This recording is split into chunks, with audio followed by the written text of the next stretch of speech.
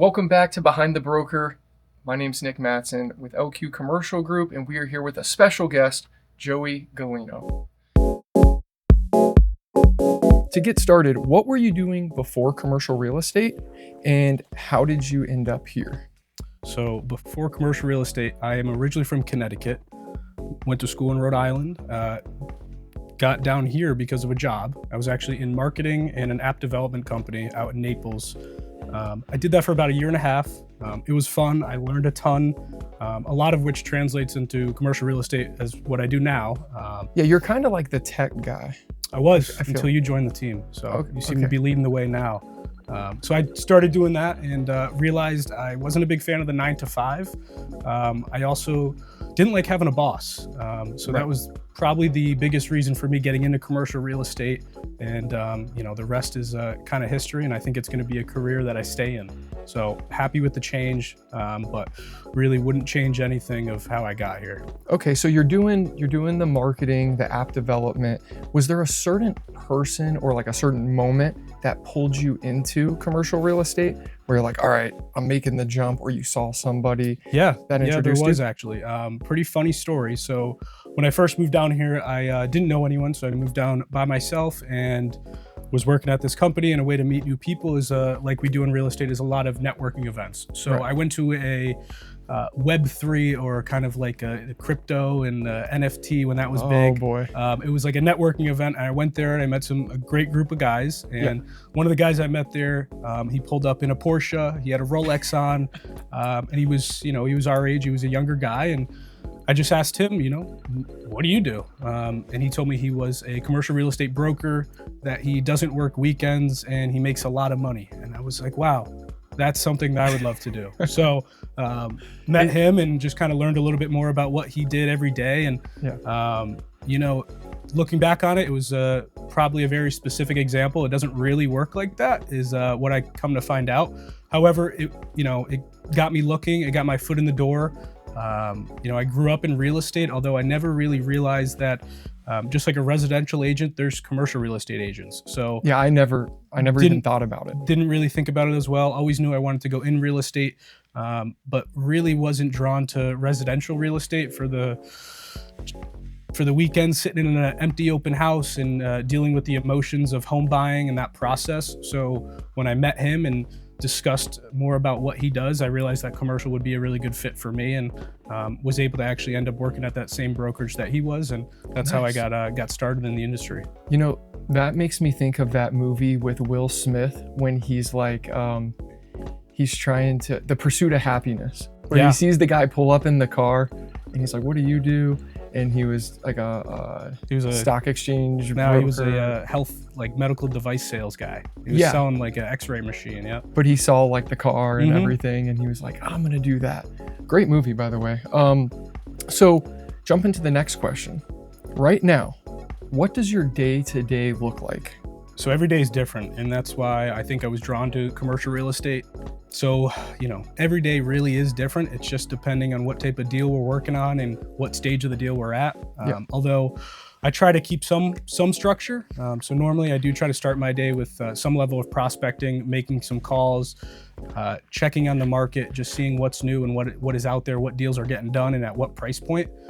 So that's normally how I start my day. And then from there, I try to work on the active deals we have, whether that's, working through a negotiation, writing up a letter of intent.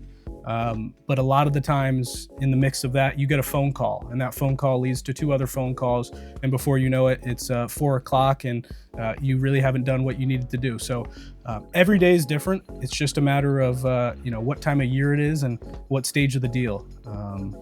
So that's, today, for example, I had 2 showings this morning. After we had our team meeting, our team sales meeting at the office, went and had 2 showings, had a few phone calls here, was sitting in the parking lot, finishing up a phone call. I was wondering, I thought I saw your car pull in. Everything is different. Every day is different. There's no day the same.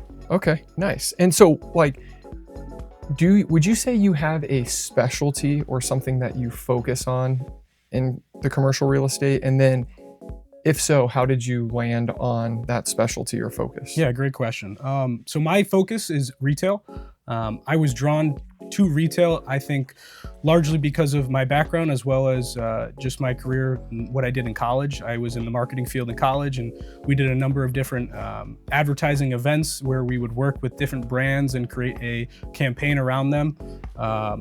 So we started doing that, and that kind of sparked my interest of helping people and learning about different businesses out there. From there, I was at the marketing ad agency, which a lot of that was actually business consulting, first-time business owners or established businesses looking to scale. How can we do that? So I think there was a lot of correlation and crossover from what I do now in the retail sector. So a lot of what I do deal with, first-time business operators. So it helps to be able to kind of speak their language and not overcomplicate some things. Right. But also it's different every day, and I like shopping and I like eating, which is all retail focused, categories. Okay, great answer. What is a deal that you're proud of, or one that taught you the most? Yeah, one deal I'm proud of is probably one of the smaller deals I've done.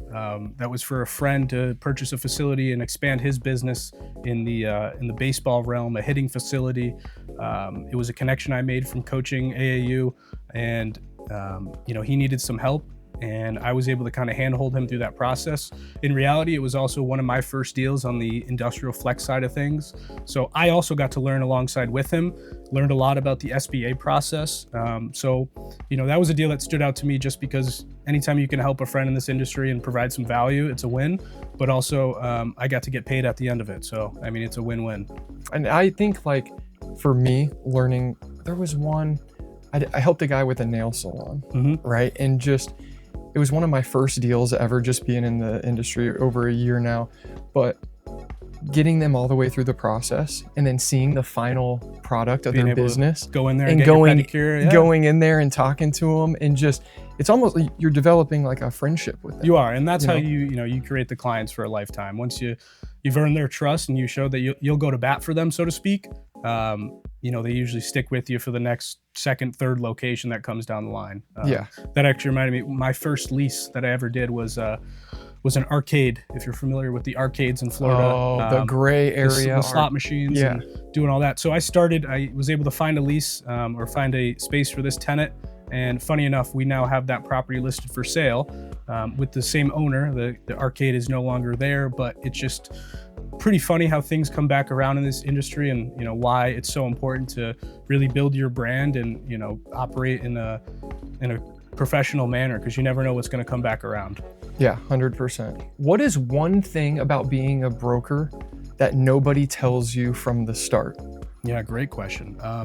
You don't get a Porsche as soon as you start. So that was something I learned. I would say that the highs are really high and the lows are really low. So it's important to kind of stay in that middle area. You never want to get too excited or calculate your commission as soon as you get a letter of intent, because it normally doesn't work out. So I've learned my lesson on that. Yeah, just how long the process takes. Yeah. So, it's easy to get your hopes up and get excited and go spend some money before you even have it.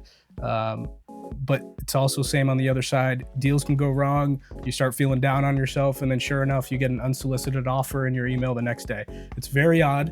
Or when you go on vacation, as you know, you get every offer that you've been waiting for, and everyone needs everything that same day. Yep. So it's a lot of just controlling your emotions, and again, just not getting too high and not getting too low on yourself. Okay, great answer. I relate to all that. Yeah. Is there anything that you're working on now that you can kind of tease or let people know about? Yeah, there's a bunch of really good stuff kind of in our backyard, just because I just drove by it, is we have a former Arby's up the road that we have available for lease. Dude, I saw that Arby's on the way here. You saw a sign, there you go. So it's working, as long as you're seeing it. So that's something that's going to directly affect our community that we live in. It's just down the road. It's a really great location. We've showed it a number of times. We've had a handful of offers. Right now, working with a few different groups. Nothing I can disclose right now, but I think it'll be something that really benefits the community, and it'll be good to see, an existing former space get reused into something new. Hopefully it's going to be a newer use to the area, and a retailer who's looking to break into Fort Myers. So excited about that. In addition to that, we just have my first development deal that I'm working on in Cape Coral and Del Prado. Let's go. That's exciting. It's a good learning experience, but also going to be really good for the community. There's not a lot of land left on Del Prado, so that's an opportunity for a retailer or a business owner to get in there and have a foothold on a great market. Nice. Well, I want to thank you for coming on the show, being one of my first guests ever. And I will put your socials down below. Anybody that's watching, I'll put all his social media and how to get in a hold of Joey down below. And thanks again, man. Thanks for having me. Looking forward to coming back. Awesome. Thanks. Okay. There you go.